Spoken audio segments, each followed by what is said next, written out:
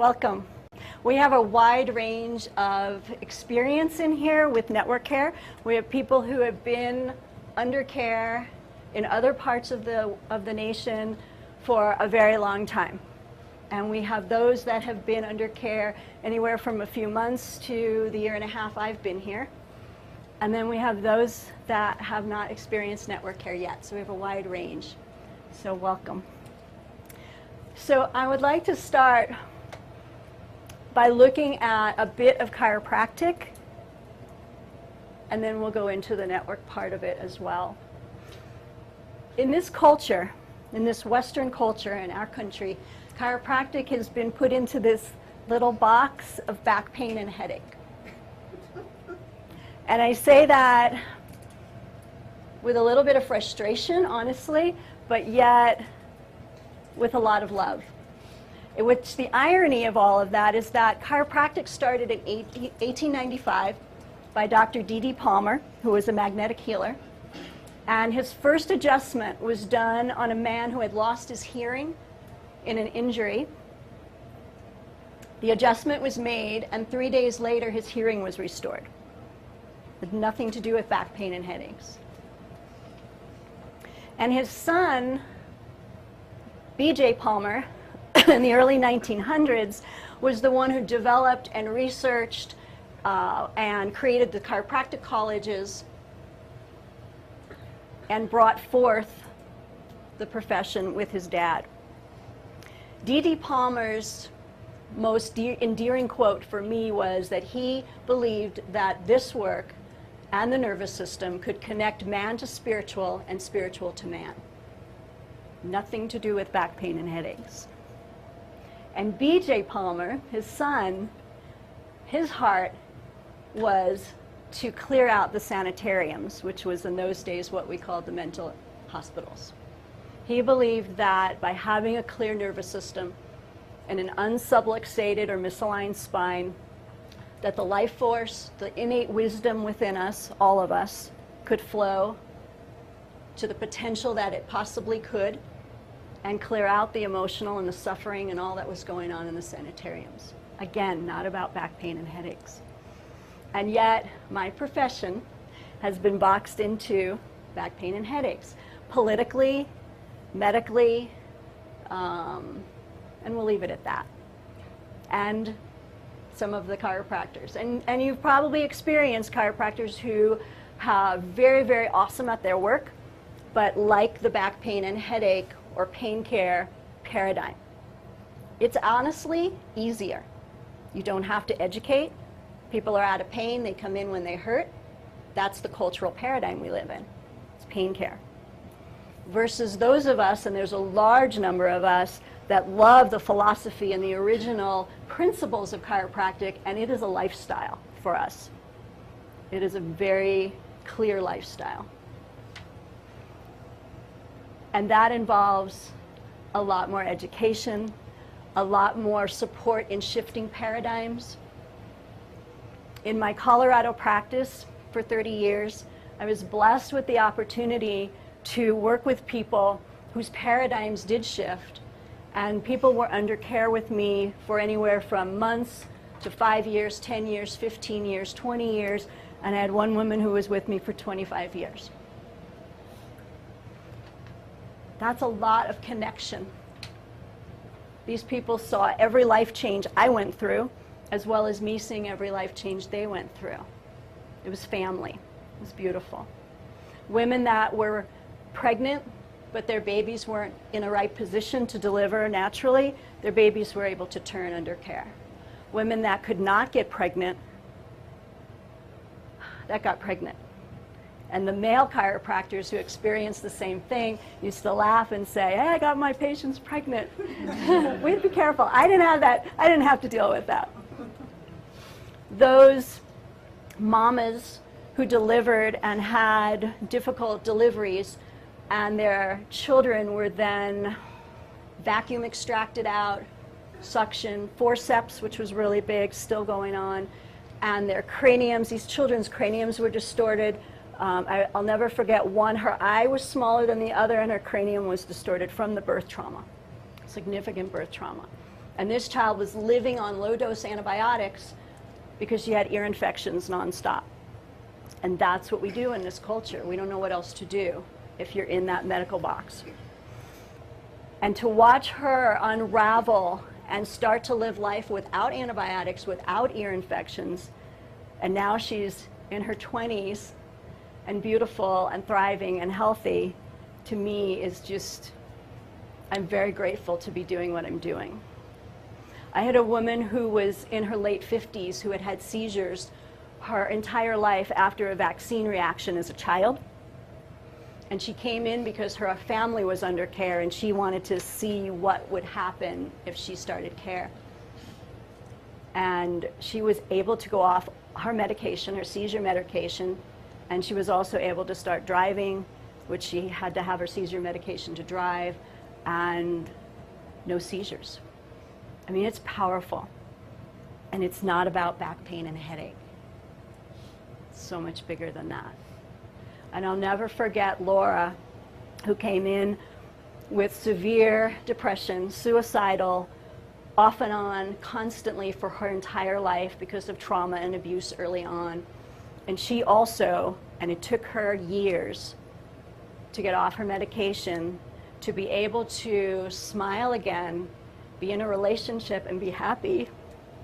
It's just, it's huge. It's huge. And I feel like because we live our life through our nervous system, having a clear nervous system, like, we don't know how big that is. Like, I feel it's so much bigger than what I'm even going to share with you today.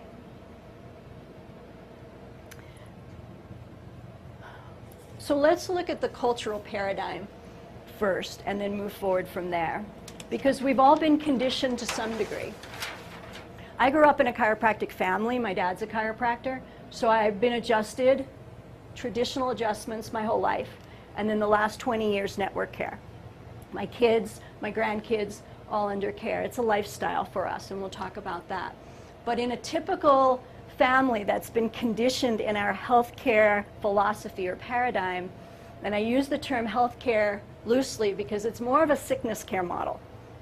We're pretty much keeping people out of their symptoms.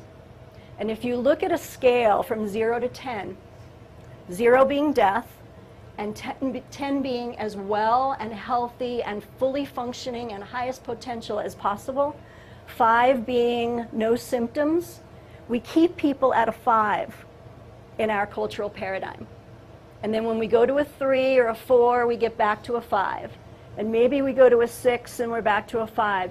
But our medical system doesn't have the tools for us to really reach our potential, and it's just physical is what we're looking at.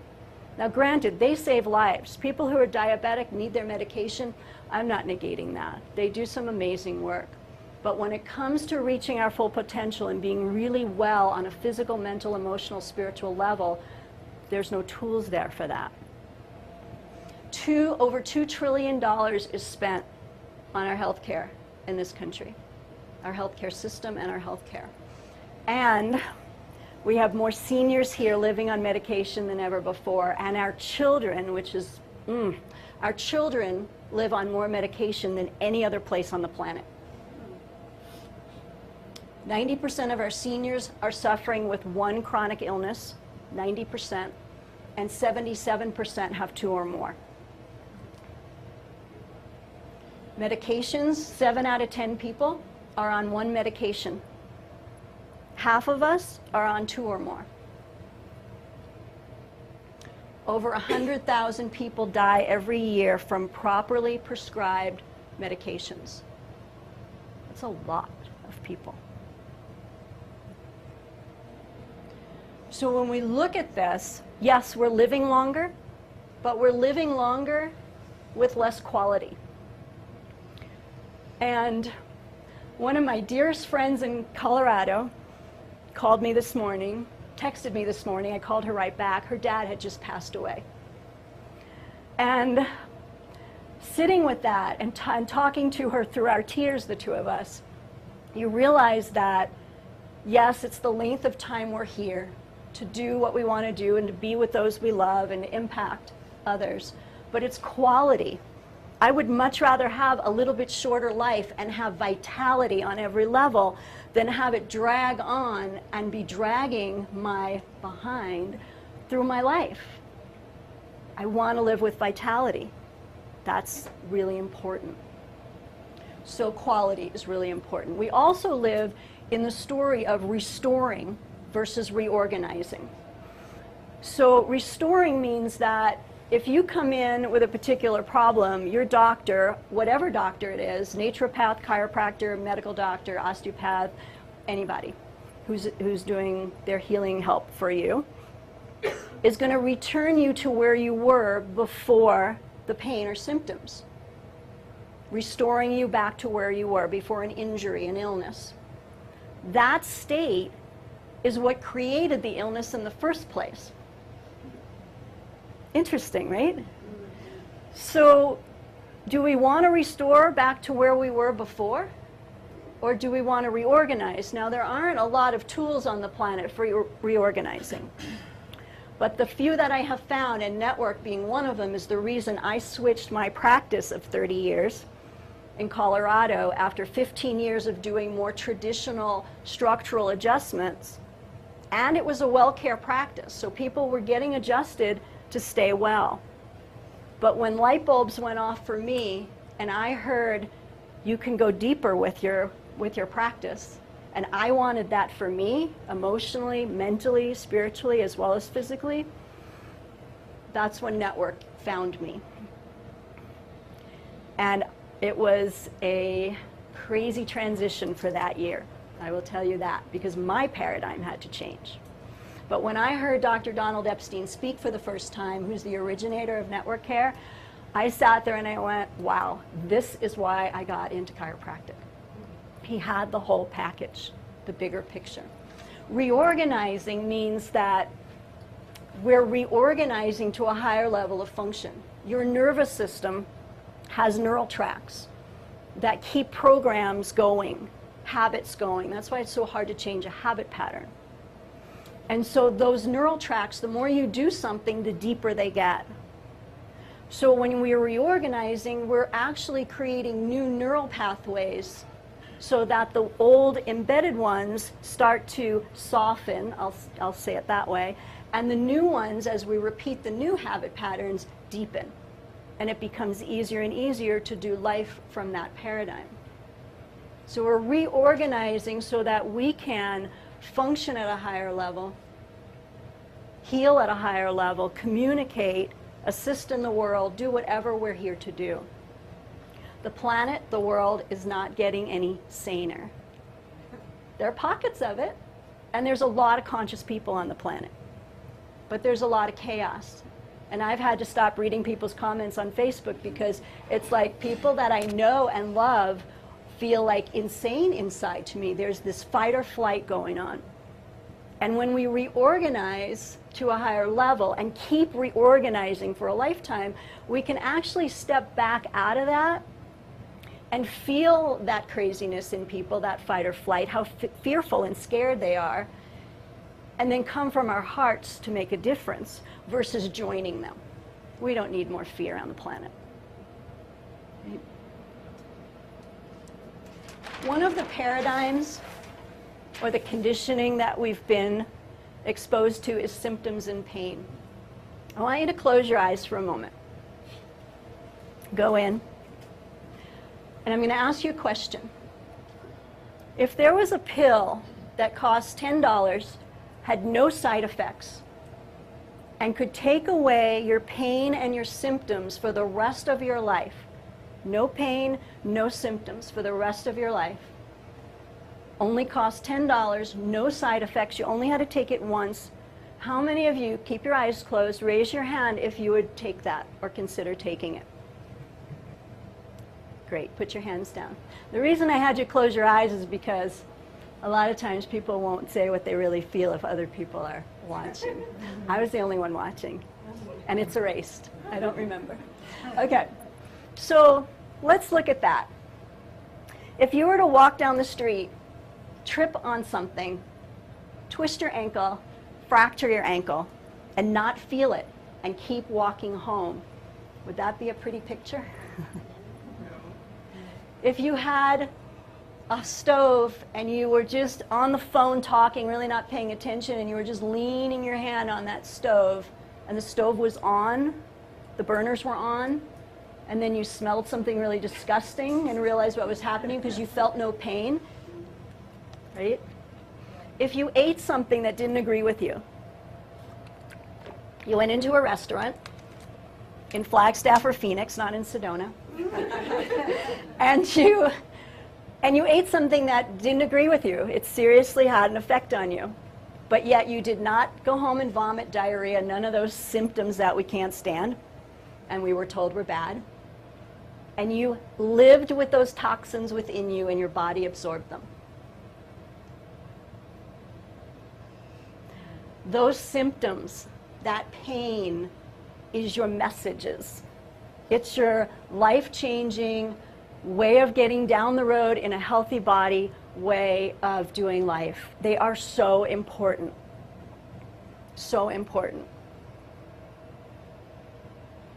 You want to eat something, you don't want to eat something that doesn't agree with you, but if you do, you want to have that diarrhea and vomiting. You want your body innately to do its work when it's functioning well. It's going to do that. You're going to go home and you're going to go through all that disgusting, uncomfortable, whatever you need to do to restore yourself to before you went to that restaurant.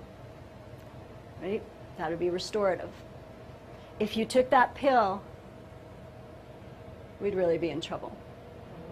Allergies. I hear this a lot. I go into the health food store or Staples. Those are usually my two hangouts in Sedona. And I hear people talking, and even in here, it's allergy season. I have allergies. Everybody has allergies. Not everybody has allergies. Yes, we're all breathing in the same air, but to those people that are more sensitive, those pollens and pollutants are an irritant. If your body didn't do symptoms, it didn't water eyes and runny nose and cough and wheeze and try to get that out of your body, again, you would have that in your system, all those irritants. And the fun thing about allergies is that, if anybody's familiar with Louise Hay, she's got a great book on symptoms versus affirmations and meaning. Allergies are irritants in our life, whatever little subtle irritants. And as much as we clean up our life, there's a deeper level to go with that. And it's immune system. So as we clear the nervous system and our immune system gets stronger, we have less of that. Fever. Fever. Anybody have kids who have fevers? They had to get them to school. We had work to do. It's like, we don't have time for this. Shut the fever down. Give them the Tylenol or the aspirin or whatever people do. I had a woman in my practice. I'll never forget her. She was a nurse, very strong medical paradigm. And her son, one of her twin boys, had fevers. And she would do the Tylenol, the aspirin, whatever people do to take fevers down. And his fever would spike higher. And she'd give him more of the medication, he'd spike higher, more and spike higher. And this was going on for a while. He was running 106 temperatures and she was freaking out. Now most of the time it's not going to be a problem. You definitely want to monitor it. But again, it's a high fever. But it was being artificially stimulated. So a friend of hers was in our practice and referred her in. And she came in and she was pretty skeptical. And this is where being a chiropractor that lives chiropractic as a philosophy, way of life, comes in, because the education is so important. We had a conversation, just like I'm explaining to you, about how important it is that she not interfere with this process. His body is so wise and so smart that he needs to have that fever or it wouldn't spike higher. So when you take it down and he needs that fever, it's going to go back up.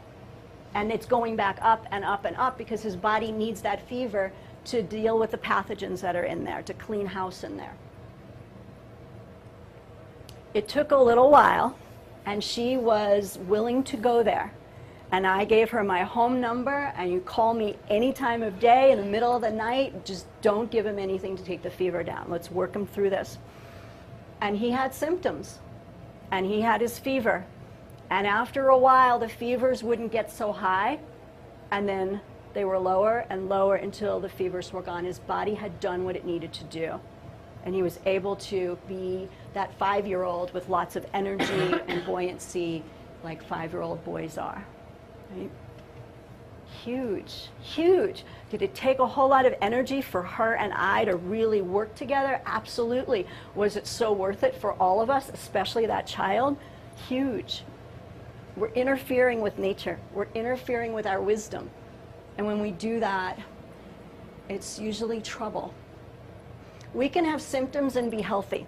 You can go to a restaurant, eat something, do the symptoms. That's a healthy response to a sick situation, right? You can have symptoms and be ill. We all pretty much grew up with that, right? You can have no symptoms and be healthy. We grew up with that one. You can also have no symptoms and be ill. People with cancer typically don't know they have cancer until it's diagnosable, which means 10 years before that or some length of time before that, those cells were mutating. We don't have symptoms, right? Heart disease, heart attack. Typically, someone has a heart attack a lot of times with no symptoms prior to that. It just happens.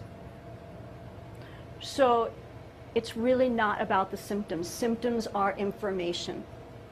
And not having symptoms means we need to check in. Are we living our life the way we are in integrity with ourselves and looking at this from a different paradigm? There is a huge emotional component to symptoms. And that's the fun part for me, because it's like detective and peeling away the layers and going deeper. I had a woman in my practice in Colorado, Margie. She was a CEO, big wig in the company. I think it was Hewlett-Packard. We were in Fort Collins, Colorado. And she'd been under care for quite a while. And she came in one day and she said, my knee's been bothering me recently. All of a sudden, I didn't do anything. It's just started hurting. I went, okay. Have you ever had it before? She said, yeah, I've had it years ago, probably 12, 15 years ago. I was like, what was going on in your life back then? And she took a moment and she went, I was in a really bad relationship. And I stood back and I waited and I said, and now? She's like, I'm in a really bad relationship. And she took care of business and her knee pain went away. Not to say that there aren't times when physical symptoms are physical symptoms. I get that. But I find more times at not, there's an emotional component or a life-changing component. I'll share a personal experience with you. I was practicing in Colorado. It was about 27 years in practice, and I went to India for the first time in 2008. And I had a man cover my practice. It all went really well. I came home, meditated, and heard sell your practice. Now this practice I just shared with you was like my 4th baby. I have 3 children, and this was my 4th child. It was very dear to my heart. It was a dream practice for me. So I do what I have done best. I go, no, not going to go there. I can do resistance really well. That's my thing that I've learned about myself. And so a year and a half into it, this right shoulder freezes up what the medical community would call a frozen shoulder. And it was painful. I could barely get my arm up to entrain people, the network adjustment. I couldn't get my hand back. It was painful to sleep. It was just painful. It was disturbing, it was irritating, and it was going on for a while. I couldn't swim, I couldn't do the things I love to do. So I did what we would all do. I went to my chiropractor friend who was a sports injury guy, and I said, can you fix this? And went to a PT, and I even went to a medical doctor, and when my friends heard I was going to a medical doctor, they knew I was in a lot of pain. So my chiropractor friend who did his sports injury stuff helped some, made it worse on other days. The PT helped some, made it worse on other days. The medical doctor said, yeah, we can fix this. We'll put you under anesthesia and we'll manipulate the joint. And I went, okay, thanks, bye, and I ran. Wasn't going to do that. I knew in my heart, through this whole entire process, I knew in my heart it wasn't about the shoulder. It was a life change I needed to make. I came back from India transformed. I heard it, I resisted, and my body let me know. Our bodies are so wise. But my mind went, I'll suffer. As it got closer to that time period for me, I softened. Pain will do that to you. And I had a conversation with the chiropractor who covered my practice for those 3 weeks while I was in India, and he wound up wanting to buy the practice. And he came in, and as soon as he came into the practice, the shoulder started clicking and popping and opening up, and the pain started releasing. It was pretty amazing, and solidified my understanding of this process around symptoms. Whenever I've worked with people and they've done a lot of physical work, you know, physical healing work, but they're still struggling with the same thing, maybe a little better, maybe a little worse, it's always an emotional component or a life change underneath it. And I take back always.